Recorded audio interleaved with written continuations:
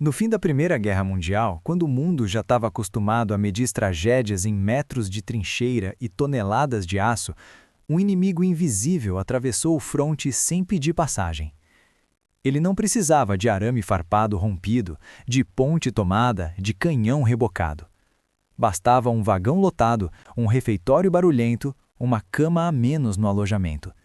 E, em poucos meses, esse inimigo matou mais do que muitas ofensivas inteiras. A história ficou conhecida por um nome enganoso: gripe espanhola. Só que ela não era espanhola. E o caminho que ela percorreu, de quartéis a navios, de trens a hospitais de campanha, foi acelerado pela própria engrenagem da guerra. Pensa nisso por um segundo. As maiores potências do planeta, capazes de produzir milhões de rifles e coordenar exércitos em vários continentes, foram surpreendidas por algo que não fazia barulho. E o mais inquietante é que, enquanto a artilharia era fotografada e celebrada, enquanto generais assinavam ordens do dia, o que estava derrubando companhias inteiras era a febre, tosse e uma pneumonia que chegava depressa demais. Como é que isso aconteceu? Por que, justamente em 1918, o contágio encontrou tantas portas abertas? E como as rotas da guerra, treino, logística, transporte, viraram as rotas do vírus? Para entender, a gente precisa voltar ao ritmo do conflito em 1918. Era o 4º ano de guerra. A Alemanha tinha lançado ofensivas enormes na primavera. Os aliados respondiam. Os Estados Unidos estavam mobilizando e enviando tropas em escala industrial. Só que um exército moderno não é só uma linha de frente, é uma rede. Soldado passa por centro de recrutamento, trem, campo de instrução, porto, navio, depósito, acampamento de trânsito, finalmente o fronte. E cada nó dessa rede tem duas características perigosas: aglomeração e movimento constante. O que funciona para distribuir munição e comida, funciona sem querer para distribuir um agente infeccioso. A primeira onda, em 1918, aparece em registros médicos e relatórios de saúde de forma relativamente comum para a influenza. Muita gente doente, muita falta ao serviço, mas mortalidade mais baixa do que viria depois. Em várias regiões do mundo, médicos notam surtos respiratórios na primavera e no começo do verão. Os detalhes exatos de onde começou são debatidos até hoje, e aqui vale ser honesto. Não existe um marco zero universalmente aceito. O consenso atual é que a pandemia ganhou força por múltiplos focos e, sobretudo, por um acelerador: a mobilização global causada pela guerra. O que dá para afirmar com mais segurança é que, ao longo de 1918, a doença circulou de modo amplo entre militares e civis e, a partir de um certo ponto, especialmente no segundo semestre, ela muda de patamar em gravidade. A guerra cria um cenário quase ideal para uma influenza se espalhar. Alojamentos cheios, ventilação ruim, estresse físico, sono irregular, desnutrição em alguns setores e um fluxo contínuo de gente recém-chegada que ainda não foi exposta ao mesmo conjunto de vírus e bactérias. E mais, a medicina da época não tinha antibióticos para tratar pneumonias bacterianas secundárias, que hoje sabemos ter sido uma parte crucial das mortes em 1918. Quando a infecção abria a porta para uma pneumonia fulminante, o médico podia oferecer repouso, cuidados de enfermagem, oxigênio quando disponível e pouco mais. Em hospitais militares, isso aparece em relatórios clínicos, muitos casos evoluindo rápido, com cianose, falta de ar e óbitos em poucos dias. Não é lenda, está descrito, em síntese, em documentos de saúde pública e em relatórios médicos de Forças Armadas publicados logo depois do conflito, quando tentaram contabilizar o estrago. Agora vem uma virada que explica por que o nome espanhola pegou. Em 1918, os países beligerantes tinham censura de imprensa. A lógica era manter moral, não dar informação ao inimigo. Jornais em França, Reino Unido, Alemanha e Estados Unidos eram pressionados a evitar notícias que parecessem fraqueza nacional. A Espanha, por ser neutra, tinha a imprensa mais livre para noticiar surtos e mortes, inclusive casos em torno da corte. Resultado, para o leitor internacional, a impressão era de que a doença estava explodindo na Espanha, quando na verdade ela estava em muitos lugares ao mesmo tempo. Esse rótulo não nasceu de um laboratório, nasceu de um ambiente político. E isso é essencial. O nome da pandemia é uma pista de como a informação circulava, ou era bloqueada, em plena guerra. No segundo semestre de 1918, o cenário muda. A onda mais mortal se espalha e, em vários relatos, as unidades começam a ver algo diferente, não apenas resfriados e afastamentos, mas colapsos. E aí as rotas militares ficam nítidas. Pense nos campos de treinamento. Milhares de homens chegando de cidades diferentes, dormindo lado a lado, treinando, cantando, gritando ordens, compartilhando copos e talheres. Pense nos transportes. Trens abarrotados, navios com porões adaptados, viagens longas, enjoo, pouca ventilação. Cada deslocamento era, sem intenção, uma linha de transmissão. Quando o vírus entra num ponto desses, ele não encontra uma pessoa, encontra um batalhão. E o fronte? O fronte acrescenta outra camada, rotação de tropas e hospitais de campanha. Feridos saem, substitutos entram, unidades descansam atrás da linha e voltam. Motoristas, mensageiros, equipes de abastecimento transitam diariamente. Um vírus respiratório não precisa atravessar o fogo inimigo. Ele vai na carona do sistema que mantém a guerra funcionando. Em jornais de época, e aqui vale lembrar que a censura distorcia o quadro, a doença aparece com eufemismos e notas curtas, enquanto em registros civis e relatórios de saúde, a mortalidade em determinadas semanas dispara. Em muitos lugares, o que se vê é uma coincidência brutal: a escalada de casos no outono europeu de 1918 e a fase final do conflito. O mundo está exausto e, de repente, a retaguarda também adoece. Trabalhadores de fábrica faltam, maquinistas faltam, enfermeiras adoecem. A logística, que já era uma disputa de recursos, passa a ter um inimigo interno: o absenteísmo em massa. E isso nos leva a uma pergunta que raramente aparece nos livros didáticos. Uma epidemia muda decisões militares? A resposta mais responsável é: ela influencia, sim, mas de maneira desigual e difícil de medir com exatidão.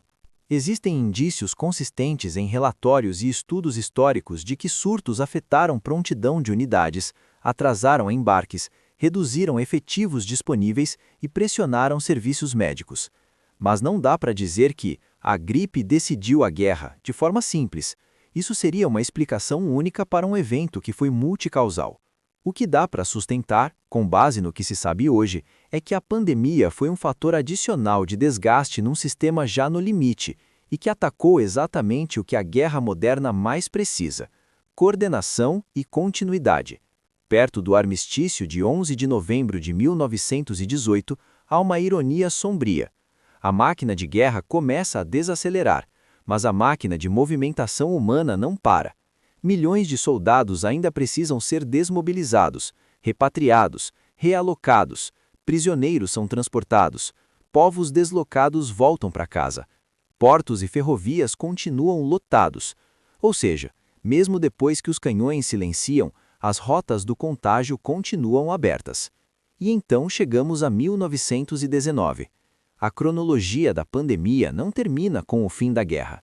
Há uma terceira onda em muitos lugares, com intensidade variável, e o mundo passa meses tentando voltar ao normal com cicatrizes invisíveis. Registros civis de óbitos, cartórios e estatísticas municipais e nacionais mostram picos fora do padrão em janelas curtas. Em relatórios oficiais de saúde pública, a linguagem é de espanto contido: cidades paradas, serviços essenciais comprometidos, funerárias sobrecarregadas. Em documentos médicos militares publicados no pós-guerra, aparece a tentativa de transformar caos em números. Quantos casos, quantas pneumonias, quantos óbitos, quais medidas funcionaram, quais falharam? Há um esforço quase burocrático de dar forma a algo que, na prática, foi uma onda quebrando em cima de estruturas já rachadas. E por que a guerra acelerou tanto? Porque ela fez três coisas ao mesmo tempo. Primeiro, concentrou pessoas em densidades incomuns: acampamentos, trincheiras, fábricas, hospitais. Segundo, moveu essas pessoas em massa por rotas longas, trens e navios cruzando países e oceanos. Terceiro, colocou tudo isso sob pressão, com pouco espaço para pausa. Se você está em guerra total, você não fecha o sistema com facilidade. A economia gira para alimentar o fronte, e cada engrenagem é um ponto de contato. Quando a gente fala em gripe de 1918, é fácil imaginar apenas a doença, mas para quem viveu aquilo, o que existiu foi uma sequência. Alguém começa com dor no corpo e febre. Em 2 dias, o alojamento inteiro está tossindo.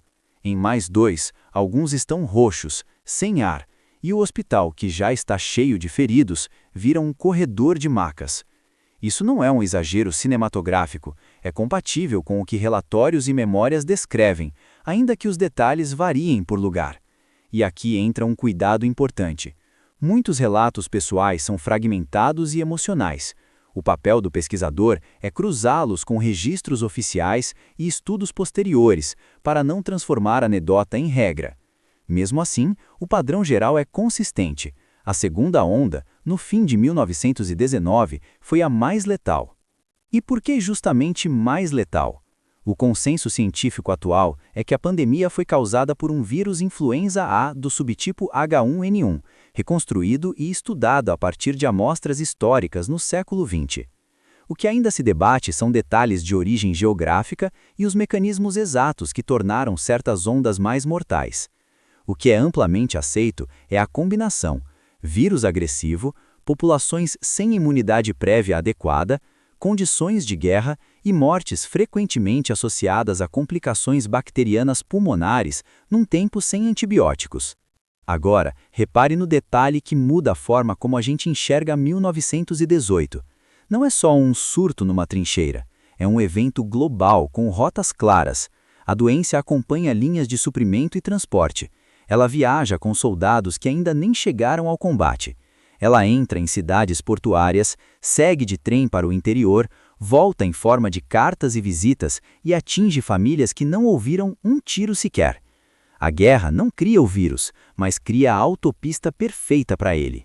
E o nome espanhola, no fim, é quase um epitáfio da desinformação por omissão. Não porque alguém inventou uma mentira descarada, mas porque a censura e o controle de narrativa, comuns em tempo de guerra, deixaram um vazio. Quem falava mais alto parecia ser o lugar de origem. Só que, na história real, o vírus não precisa de bandeira, ele só precisa de passagem. Quando você junta relatórios médicos militares, notas em jornais de época, registros civis de mortalidade e análises históricas modernas, o desenho que aparece é este. Entre 1918 e 1919, a gripe se moveu com o tráfego humano da guerra e encontrou um mundo densamente conectado pela primeira vez em escala industrial. E talvez o aspecto mais inacreditável, mas verdadeiro, seja justamente esse: a maior rede logística já montada até então, criada para destruir, também serviu, sem intenção, para espalhar uma catástrofe biológica. No final, a Primeira Guerra Mundial costuma ser lembrada por mapas redesenhados e tratados assinados, mas para milhões de famílias, o acontecimento decisivo não foi um telegrama diplomático nem uma ofensiva, foi um silêncio no quarto ao lado, foi a cama vazia na volta do turno, foi uma febre que chegou junto com a notícia de que a guerra estava acabando. Se você quer, eu posso transformar essa narrativa em um próximo episódio, focado em uma rota específica. Por exemplo, como os navios e portos aceleraram a pandemia, ou como a censura moldou a memória da gripe. E se esse tipo de história te interessa, se inscreve no canal e me conta nos comentários. Na sua cidade, existe alguma memória familiar, documento ou relato sobre a gripe de 1918? Às vezes, a grande história aparece em uma linha de registro civil.